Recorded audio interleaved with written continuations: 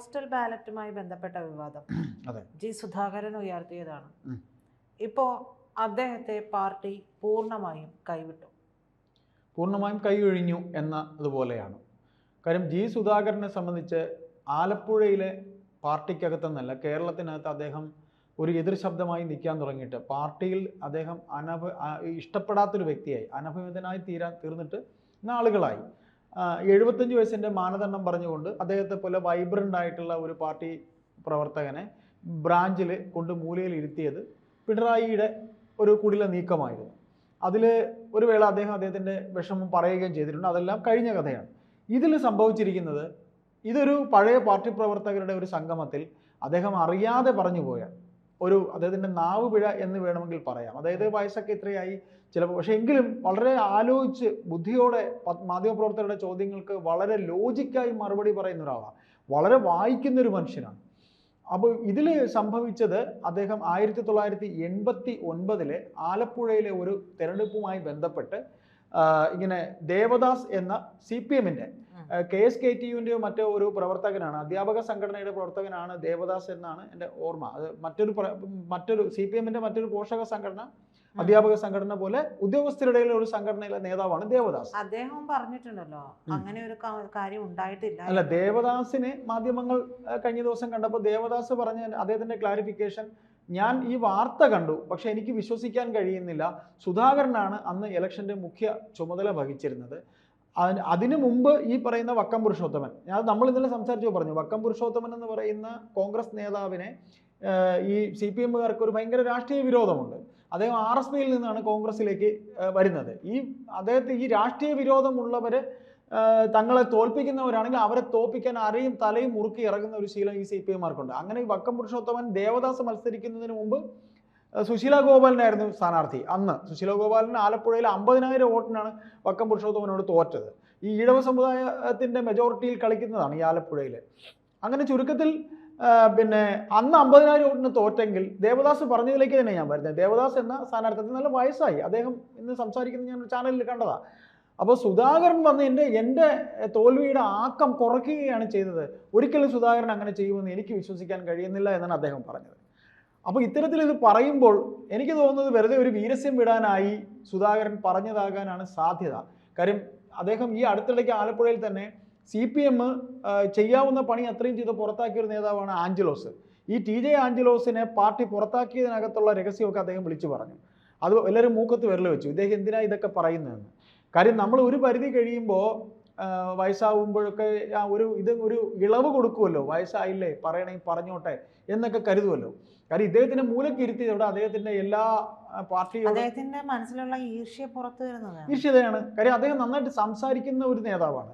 അദ്ദേഹത്തിന്റെ മന്ത്രിയായിരുന്ന സമയത്ത് അദ്ദേഹത്തിന്റെ പ്രവർത്തനം പൊതുമരാമത്ത് വകുപ്പിൽ നിന്നല്ല സഹകരണ വകുപ്പിലൊക്കെ അദ്ദേഹം വളരെ ഭംഗിയായി VS-ന്റെ മന്ത്രിസഭയിൽ വളരെ ഭംഗിയായി ചെയ്തൊരു മന്ത്രിയാണ്.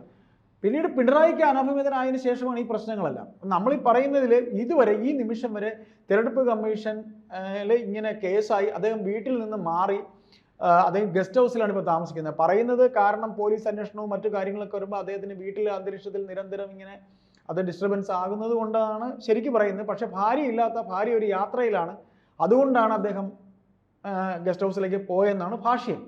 പക്ഷേ എങ്കിലും ഈ നിമിഷം വരെ അദ്ദേഹത്തിന് ആരും വിളിച്ചിട്ടില്ല. അദ്ദേഹത്തിനെ ഒരു CPM നേതാക്കളും ജില്ലാ നേതാക്കളും വിളിച്ചിട്ടില്ല, സംസ്ഥാന നേതാക്കളും വിളിച്ചിട്ടില്ല. ഇപ്പോൾ ബേബി ജനറൽ സെക്രട്ടറി ആയപ്പോൾ കാണാൻ ചെന്നിരുന്നു. ഇതിപ്പോൾ അന്വേഷണം പോകുമ്പോൾ കേന്ദ്ര തെരഞ്ഞെടുപ്പ് കമ്മീഷൻ ഈ കേസ് അന്വേഷിക്കാൻ തീരുമാനിച്ചിട്ടുണ്ട്. 36 കൊല്ലം മുമ്പ് നടന്നൊരു കാര്യം. 89 അതിലൊക്കെ ഇപ്പോൾ തെളിവ് കിട്ടുമോ? ഒരിക്കലും.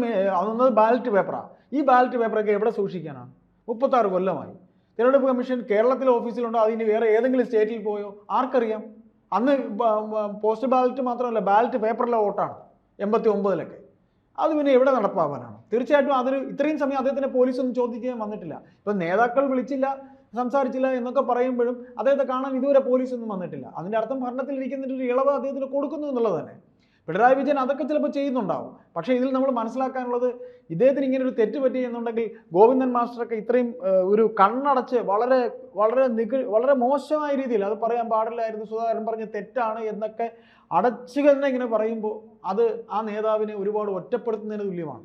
താൻ ചെയ്തത് കൊലപാതകമല്ല എന്ന് അദ്ദേഹം പറഞ്ഞിട്ടുണ്ട്. ഞാൻ ചെയ്തതൊരു കൊലപാതകമല്ല, എന്നെ ഇങ്ങനെ നിങ്ങളെല്ലാവരും മാറ്റി നിർത്തി ക്രൂശിക്കാൻ. ശരിയാണ്, ഒരു അച്ചടക്കമുള്ള പാർട്ടി പ്രവർത്തകനാണെങ്കിൽ ഇത്തരത്തിൽ തുറന്നു പറയുമോ? പ്രീത, ഇവിടെ ആർക്കാണ് അച്ചടക്കമുള്ളത്? ഈ പാർട്ടി അച്ചടക്കം എന്നൊക്കെ പറയുന്നത് പേരിനല്ലേ? എന്ത് അച്ചടക്കം? ആലപ്പുഴയിൽ തന്നെ പാൻപരാഗും അങ്ങനെയുള്ള മയക്കുമരുന്ന് ഇതെല്ലാം പാർട്ടിയിൽ സംഭവിക്കുന്നുണ്ട്, എന്നിരിക്കലും പാർട്ടിക്ക് ഒരു അച്ചടക്കമില്ല. പ്രീത, പാർട്ടിക്കകത്ത് അച്ചടക്കം എന്ന് പറയുന്നത് കൊമ്പത്തിരിക്കുന്നവർക്കുള്ള അച്ചടക്കമൊക്കെ. ഞാൻ ചോദിക്കട്ടെ, അദ്ദേഹം ഈ കാര്യം പറഞ്ഞു, അദ്ദേഹം ഇതിനു മുമ്പും പല കാര്യങ്ങളും പറഞ്ഞിട്ടുണ്ട്. ഇതിന്റെ പ്രധാനപ്പെട്ട കാര്യം എന്ന് പറയുന്നത് അദ്ദേഹത്തെ മാറ്റി നിർത്തിയതിലുള്ള അസ്വസ്ഥത തന്നെയാണ്. ആ മാറ്റി നിർത്തിയതിൽ അസ്വസ്ഥത ഈ പ്രയോഗവുമായിട്ടില്ല. അത് അദ്ദേഹം ചിലപ്പോൾ തൻ്റെ പഴയ കൊളീഗ്സിനെ കണ്ടപ്പോൾ അദ്ദേഹം അറിയാതെ പറഞ്ഞു പോയൊരു നാവ് പിഴയാണിത്. അതിനെയൊക്കെ എടുത്ത് ഇങ്ങനെ ഇത്രയും വലിയ പ്രശ്നമാക്കാൻ ഇവിടെ അങ്ങനെ എൻ്റെ സംശയം. ഇപ്പൊ ആരും പ്രശ്നമാക്കിയതല്ല, ഈ വിഷയങ്ങളെല്ലാം ഇപ്പോൾ സോഷ്യൽ മീഡിയ വഴി കൃത്യമായി പ്രചരിക്കുന്നുണ്ട്. അതിപ്പോൾ ഒരാളെ എടുത്തിട്ട് മനഃപൂർവ്വം എന്താ പറയുക പുറകെ നടന്ന് പ്രശ്നമാക്കണമെന്നില്ല. ഇങ്ങനെ ഒരു വിഷയം ജി സുധാകരൻ എന്ന് പറയുന്ന നേതാവാണ് പറഞ്ഞത് എന്നുള്ളതാണ് അതിൻ്റെ ഏറ്റവും പ്രധാനപ്പെട്ട പോയിന്റ്. മറ്റേതെങ്കിലും ഒരു നേതാവ് പറഞ്ഞിരുന്നെങ്കിൽ പോലും അതിന് ആളുകൾ ഇത്രയും പ്രാധാന്യം കൊടുക്കില്ല. ജി സുധാകരൻ എന്ന് പറയുന്ന കറകളഞ്ഞ കമ്മ്യൂണിസ്റ്റുകാരനായിട്ടുള്ള ഒരു നേതാവ്, പ്രാഗൽഭ്യം തെളിയിച്ചിട്ടുള്ള ഒരു മന്ത്രിയായിരുന്നു അദ്ദേഹം. ആ അദ്ദേഹം ഇത് പറയുമ്പോൾ അതിനൊരു പ്രാധാന്യമില്ലേ? പിന്നെ ഇതിൻ്റെ മറ്റൊരു വെർഷൻ കൂടെ ഉണ്ട്. നമ്മൾ ഇന്നലെ സംസാരിച്ചു പറഞ്ഞു, അടൂർ പ്രകാശ് എന്ന ഇപ്പോഴത്തെ UDF കൺവീനർ, അദ്ദേഹം MP ആണ് ആറ്റിങ്ങൽ. അത് ഞാൻ സംസാരിച്ചു പറഞ്ഞു. ആറ്റിങ്ങൽ അദ്ദേഹം മത്സരിക്കാൻ വരുന്നതിന് മുമ്പ് അദ്ദേഹം എന്താ ചെയ്തത്? അദ്ദേഹം പറഞ്ഞു, ഇതേപോലെ ഒരാൾക്ക് 2 വോട്ടുള്ള സംഗതി ഞാൻ തിരഞ്ഞെടുപ്പ് കമ്മീഷനെ അറിയിച്ച കാര്യം അദ്ദേഹത്തിൻ്റെ പത്രസമ്മേളനം ഉണ്ടായിരുന്നു. അദ്ദേഹം പറഞ്ഞു, അത് ഞാൻ തിരഞ്ഞെടുപ്പ് കമ്മീഷനെ അറിയിച്ചപ്പോൾ തിരഞ്ഞെടുപ്പ് കമ്മീഷൻ അത് പറയുകയും കണ്ടുപിടിക്കുകയും അങ്ങനെ ഡബിളിംഗ് വോട്ട് വരികയാണെന്നുണ്ടെങ്കിൽ അവർക്ക് മേൽ നിയമ നടപടി ഉണ്ടാകുമെന്ന് കളക്ടറുടെ ഉത്തരവുണ്ടായിരുന്നു. അപ്പോൾ കള്ളവോട്ട് നടന്ന സ്ഥലങ്ങളുണ്ട്, കള്ളവോട്ട് നടക്കുന്നുണ്ട്. അത് നമ്മൾ ഇപ്പോൾ പ്രീത പറഞ്ഞ പോലെ, പ്രീത പറയുന്നതിൽ ആ അർത്ഥം എന്ന് പറയുന്നത് സുധാകരൻ പറഞ്ഞത് സത്യമല്ലേ എന്നാണ് പ്രീത ചോദിക്കുന്നത്. സത്യമായിരിക്കാം. ഇപ്പം എല്ലാ സത്യവും അവർക്ക് സമ്മതിക്കാൻ പറ്റും. CPM-നെ സംബന്ധിച്ച് കള്ളവോട്ട് CPM ചെയ്യാറുണ്ട് എന്നുള്ളത് അടൂർ പ്രകാശ് ഇത്തരത്തിൽ ആറ്റിങ്ങൽ മണ്ഡലത്തിലെ വോട്ടിങ്ങിനെ സംബന്ധിച്ചുള്ള വിശദമായ കണക്ക് അദ്ദേഹം നിരത്തിയതാണ്. അദ്ദേഹം അത് പറയുകയും ചെയ്തതാണ്. ആ കള്ളം പുറത്തു വന്നതിൻ്റെ ഫലമായി പിന്നെ ഇനി കള്ളവോട്ട് ചെയ്യുന്നവരെ അറസ്റ്റ് ചെയ്യുമെന്ന് കളക്ടറുടെ ഉത്തരവിനൊക്കെ അദ്ദേഹം പറഞ്ഞു. ഇവിടെ സുധാകരൻ ഇത് പറഞ്ഞത് CPM-ൽ നടന്നിരുന്ന കാര്യം ആണ് എന്നുള്ളത് പകൽ പോലെ വ്യക്തമാണ്. അത് ഈ പറയുന്ന നേതാക്കൾ എങ്ങനെ സമ്മതിക്കും? അതിലുള്ള ഈർഷ്യതയാണ് ഗോവിന്ദൻ മാസ്റ്റർ പുറമെ ഇങ്ങനെ ഇവരെല്ലാം തള്ളുന്നത്. അതാണ് CPM എന്ന് പറയുന്ന പാർട്ടി. CPM അത് അംഗീകരിക്കണം എന്നുള്ളതല്ല ഞാൻ ചോദിച്ചത്. ഒരിക്കലും അംഗീകരിക്കില്ല. CPM ഒരിക്കലും അത് അംഗീകരിക്കില്ല. പക്ഷേ ഒരു പാർട്ടി സംസ്ഥാന സെക്രട്ടറി സ്ഥാനത്തിരുന്നുകൊണ്ട് MV ഗോവിന്ദന് അദ്ദേഹത്തിന് അവിടെ ഇരുന്ന് പറയാൻ പറ്റുന്ന ഒരു കാര്യം അതല്ലേ? തീർച്ചയായിട്ടും അതിനകത്ത് ഇപ്പോൾ സംഭവിച്ചിരിക്കുന്നത് ഈ പറഞ്ഞത് ഒരു വലിയ സത്യം അദ്ദേഹം വിളിച്ചു പറഞ്ഞു. അതൊരു തെറ്റാണ്. ആ തെറ്റിലുള്ള ഈർഷ്യതയാണ് ഇവരെല്ലാം പ്രകടിപ്പിച്ചുകൊണ്ടിരിക്കുന്നത്. നിങ്ങൾ എന്തിന് ഇതൊക്കെ വിളിച്ച് പറയണം? ഇതൊക്കെ നമ്മൾ ചെയ്യുന്ന കാര്യം. അതായത് നിങ്ങൾ ഒന്നാമത് ഈ പറയുന്ന ജി സുധാകരൻ എന്ന നേതാവിനെ പിണറായി കയറിയതിനു ശേഷം അദ്ദേഹത്തെ മൂലക്കിരുത്തിയിട്ടുണ്ട്. ജി സുധാകരനെ പാർട്ടി മൂലക്കിരുത്തിയിട്ടുണ്ട്. ഈ ഒരു പ്രശ്നം കൂടി വന്നപ്പോൾ ചേട്ടൻ പറഞ്ഞതുപോലെ മുതിർന്ന ഒരു നേതാവ് എന്നുള്ളൊരു കൺസെഷൻ പിണറായി അനുവദിക്കുന്നു. പക്ഷേ ആ വഴി അങ്ങ് പൊക്കോണം. ഇനി ഈ വഴി വരരുതെന്നുള്ള ഒരു മുന്നറിയിപ്പ് കൂടിയില്ല. അല്ല, തീർച്ചയായിട്ടും ഈ വഴി വരരുത് എന്നുള്ളതല്ല. അദ്ദേഹത്തിന് ഇങ്ങനെ ഒരു തെറ്റ് പറ്റി. അദ്ദേഹം പാർട്ടിയിൽ നമ്മൾ ചില സത്യങ്ങളൊന്നും അങ്ങനെ വിളിച്ചു പറയാൻ പറ്റില്ലല്ലോ. ചില കാര്യങ്ങൾ ഓപ്പണായ ഒരു വേദിയിലോ അല്ലെങ്കിൽ ചില സത്യങ്ങൾ അങ്ങനെ പറയാൻ പറ്റില്ല. സത്യം ആയിരിക്കാം, പക്ഷെ അത് അങ്ങനെ എല്ലാം നമുക്ക് വിളിച്ചു പറയാൻ സത്യങ്ങളെ എപ്പോഴും വിളിച്ചു പറയാൻ പറ്റില്ല. അങ്ങനെ ഈ ഒരു സത്യം അദ്ദേഹം വിളിച്ചു പറയാനായിട്ട് ശ്രമിച്ചതാണ് അദ്ദേഹം ചെയ്ത ഏറ്റവും വലിയ അപരാധം. അതിലൂടെ നമുക്ക് വായിച്ചെടുക്കാനുള്ള ഒന്ന്, ജി സുധാകരൻ എന്ന നേതാവിനെ എത്രത്തോളം ഈ പാർട്ടി അകറ്റിയിരിക്കുന്നു. ഈ പാർട്ടി അദ്ദേഹത്തിനെ ഈ ഒരു പോയിന്റ് പറഞ്ഞപ്പോൾ തന്നെ, മുമ്പേ തന്നെ അദ്ദേഹത്തിന് ഇഷ്ടമല്ല, ഇതും കൂടെ പറഞ്ഞപ്പോൾ ഇനി നിങ്ങളെ ഞങ്ങൾക്ക് വേണ്ട എന്ന് തന്നെയാണ്. CPM-ന് ഇനി സുധാകരനെ വേണ്ട, സുധാകരൻ ഒഴിഞ്ഞു പൊയ്ക്കോളൂ, എന്തിനിങ്ങനെ കടിച്ചു തൂങ്ങുന്നു, ഇതാണ് ഇതിൻ്റെ അർത്ഥം. അത്രയും ഇതിൽ വായിച്ചെടുക്കാൻ